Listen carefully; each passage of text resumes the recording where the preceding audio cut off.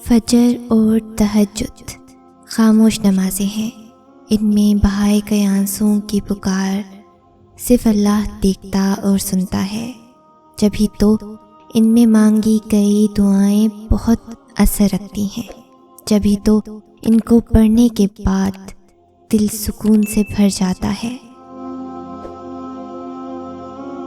آپ کی دعائیں پوری ہوں گی، آپ کو وہ ضرور ملے گا جس کی تڑپ میں آپ کھل رہے ہیں، لیکن یاد رکھیے گا ہر چیز کا ایک وقت مقرر ہے، اور اس مقررہ وقت تک انتظار کرنا ہی صبر ہے۔ بہت سی دعائیں اور مثبت اثرات ہم جلد بازی میں ضائع کر دیتے ہیں۔ جب رب سے مانگیں تو پھر توکل و یقین کے ساتھ انتظار کی کیفیت میں چلتے جائیں، کیونکہ دعا کے بعد صبر کو پکڑ کر رکھنا بھی عبادت ہے، اور خود کو جلد بازی سے جتنا روکیں گے آپ کے لیے فیصلے اتنے ہی بہتر ہوتے جائیں گے۔ درود شریف پڑھنا بندے کی ہدایت اور اس کی زندہ دلی کا سبب ہے، کیونکہ جب وہ آپ صلی اللہ علیہ وآلہ وسلم پر کثرت سے درود شریف پڑھتا ہے تو آپ صلی اللہ علیہ وآلہ وسلم کی محبت اس کے دل پر غالب آ جاتی ہے۔ صرف دعا کے اول و آخر نہیں، ہر وقت ہمیں درود پاک پڑھتے رہنا چاہیے۔ دل گھبرانے پر، اداسی پر، ہر اذان کے بعد، سوتے وقت، جاگتے وقت، سفر میں، جب ہم ایک چیز کو پڑھتے رہتے ہیں تو وہ ہمارے ذہن میں بیٹھ جاتی ہے، پھر زبان سے وہی ادا ہوتا ہے، اللہ مجھے اور ہم سب کو ہر وقت درود شریف پڑھنے کی توفیق عطا فرمائے، آمین۔ ایک مرتبہ درود شریف پڑھنے والے پر 10 رحمتیں نازل ہوتی ہیں، اس کے لیے 10 نیکیاں لکھی جاتی ہیں، اس کے 10 گناہ مٹائے جاتے ہیں۔ درود شریف پڑھنا نبی رحمت صلی اللہ علیہ وآلہ وسلم کی شفاعت کا سبب ہے۔ درود شریف کے ذریعے اللہ پاک بندے کے غموں کو دور کرتا ہے۔ مت بھولو کہ جسے مانگ رہے ہو وہ شہنشاہوں کا شہنشاہ ہے، بادشاہوں کا بادشاہ ہے۔ سخاوت میں اس کی کوئی مثال نہیں، بلا شبہ اس کے لیے کچھ بھی مشکل اور ناممکن نہیں۔ خزانوں میں اس کی کوئی کمی نہیں، وہ ہر شے سے باخبر کامل قدرت والا ہے۔ جب معاملات اللہ کے سپرد کر دیے جاتے ہیں نا، تو ممکنات کے تمام راستے کھول دیے جاتے ہیں۔ تم اس پر یقین کی حد کر کے تو دیکھو، وہ معجزوں کی حد نہ کر دے تو کہنا۔ تو اگر آپ کا یقین بھی ٹگمگا رہا ہے تو اللہ کے ہاں دستک دینا نہ چھوڑے۔ اس نے دعائیں رد نہیں کی، بس کچھ دیر کے لیے سنبھال کر رکھ لی ہیں، تاکہ وہ آپ کو آپ کی پسندیدہ چیز کے ساتھ کچھ بونس چیزیں بھی دے۔ یہی اللہ کی محبت کا طریقہ ہے، اور یہ بھی نہیں سوچنا کہ یہ ممکن نہیں ہے۔ بے بس آپ ہیں، اللہ نہیں۔ اللہ کے لیے سب کچھ ممکن ہے، سب کچھ۔ اور جن دعاؤں میں صدقے دل ہو وہ دعائیں عرش تک جاتی ہیں، اور جن دعاؤں میں صبر شامل ہو وہ رب کی رحمت پا جاتی ہیں۔ تم بھی مانگو اسی سے جس کے در سے جھولیاں خالی نہیں جاتی ہیں، وہی عطا فرمائے گا تمہیں بھی جس کی فطرت ہی رحمان کہلاتی ہے۔ صبر رکھو، یقین رکھو، یہ آزمائش ہے چند گھڑیوں کی مہمان، بہت جلد تمہیں بھی قبولیت کی خوشخبری سنائی جانی ہے۔ زندگی میں ایسی راتیں بہت کم لوگوں کو نصیب ہوتی ہیں جو اللہ سے باتیں کرتے کرتے گزر جاتی ہیں۔ جواب بھلے ہی نہیں مل رہا ہوتا، لیکن یہ دل ہے نا، یہ بتا دیتا ہے سب۔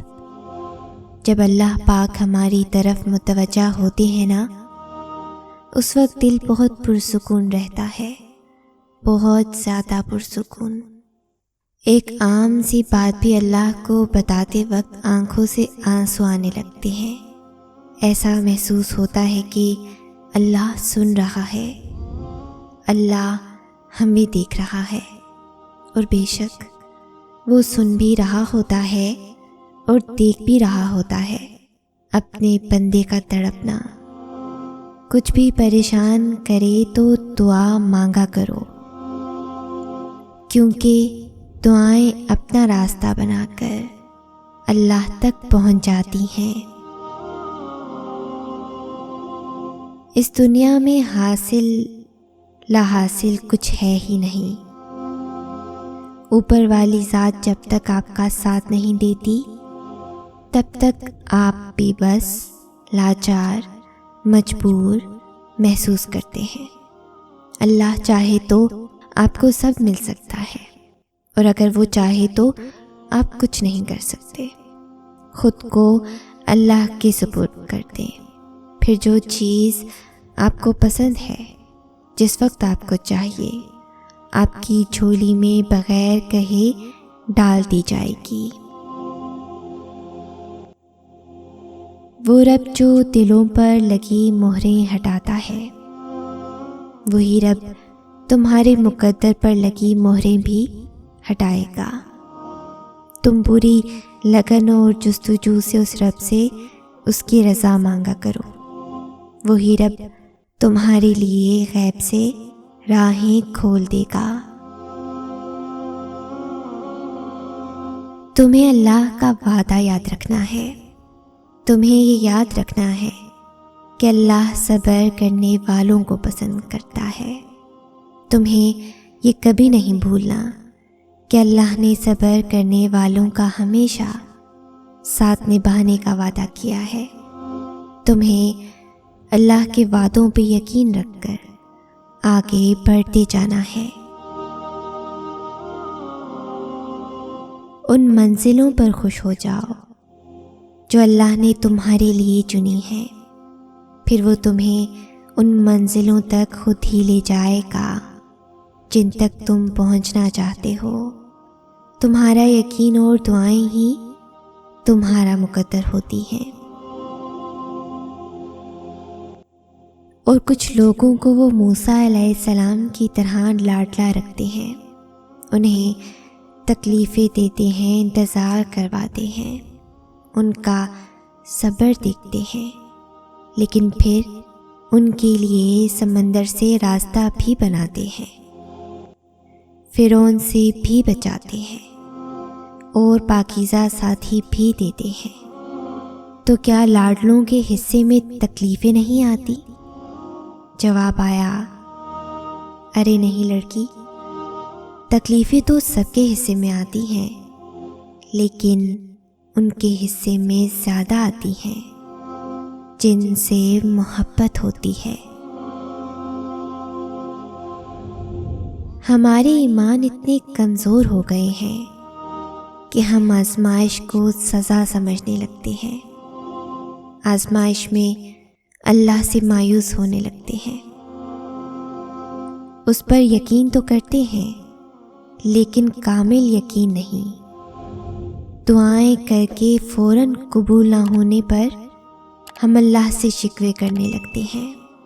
ہم جانتے ہیں اللہ 70 ماؤں سے زیادہ اپنے بندے سے محبت کرتا ہے نا، پھر بھی اس سے نا امید ہونے لگتے ہیں۔ اللہ بندے کی تڑپ دیکھتا ہے، وہ چاہتا ہے کہ اس سے مانگے اور مانگتے رہے، وہ دے گا اور دیتا ہی رہے گا۔ ہمارے ہر عمل میں استقامت نہیں ہے، یا شاید ہمارے دل گناہوں کی دلدل میں ہیں اور دل صرف اللہ کو یاد کر کے پرسکون ہوگا۔ جس کے لیے اتنا تڑپ رہے ہو، جس کے لیے دل میں اتنا خاص جذبہ ہو، کیا پتہ اللہ نے اسے تمہارے دل میں جگہ دینے سے پہلے ہی تمہارا کر دیا ہو۔ کیا پتہ جہاں تم ہمت ہار رہے ہو وہی آزمائش کا آخری حصہ ہو۔ کیا پتہ اللہ چاہتا ہو تم سچے دل سے مانگو اور میں اسے تمہارا کر دوں۔ جو تمہیں ناممکن لگ رہا ہے اسے ممکن کر دکھاؤں۔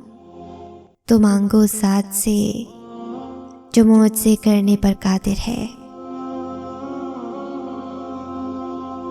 جب تمہارا دل سکون میں ہوتا ہے نا تو تم اس شدت اور تڑپ سے دعا نہیں کرتے، مگر جب کچھ بھی تمہارے بس میں نہیں ہوتا، تمہیں کوئی راستہ نظر نہیں آتا، تو اللہ تعالیٰ تمہیں کوئی دکھ دے کر، اداس کر کے دعاؤں کی طرف لے آتا ہے تاکہ تم اللہ پاک سے دل بھر کے دعا کر سکو، تاکہ تم اللہ پاک سے شدت سے دعا مانگ سکو۔